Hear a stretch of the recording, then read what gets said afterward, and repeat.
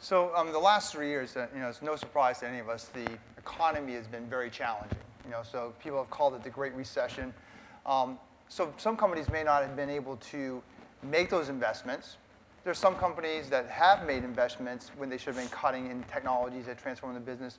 Do you have an example of cases where we may have seen an investment and it's paying off? I guess that, as Simon said, using somebody else as a case study is a bad example, so I'll actually use ourselves, if you'll indulge me for a moment. So everybody would agree, as we discussed earlier, that the last 2 years have been really hard. Right? The economy's been really, really tough. 2006 was a lot better. Yet as an organization, we've invested $2 million in adding more technology, changing our platform for managed services, changing our CRM and our project management platforms because of the efficiencies that we believe we would gain as a business, not have to put more bodies in place in order to get things accomplished.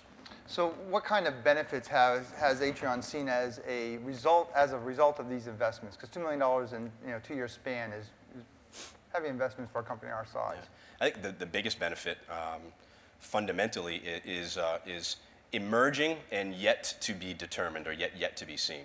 And that is, we've literally transformed our business and what we can bring to our community, to our client and partner community, with the investments that we've made in managed services technologies. We didn't have to completely change and invest more than $1 million in a new managed services platform, but it's allowed us to have a completely different conversation and to add more value to our client community.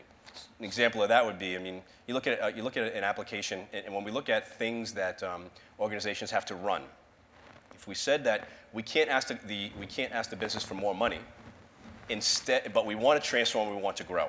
So we have to find ways to, and there was a significant percentage of people who responded who said that they would actually cut the 10% from run. So you have to look at running differently, and how can I run differently?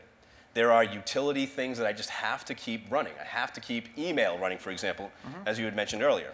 So what we've done is made it so that managing and running email, we have a new service, a max time messaging service is what we call it, where we are proactively able to manage all of the infrastructure associated with delivering mail service for an organization across the board. So it's very holistically done. We're not just managing a mail server. We're looking at all of the infrastructure involved in delivering that key service for an organization, so that now that we can proactively identify any number of areas, because it's not always the mail app or the mail server. It could be DNS, it could be the internet connection, it could be a firewall problem that could potentially, or something with a switch, that all could be potentially impacting on email.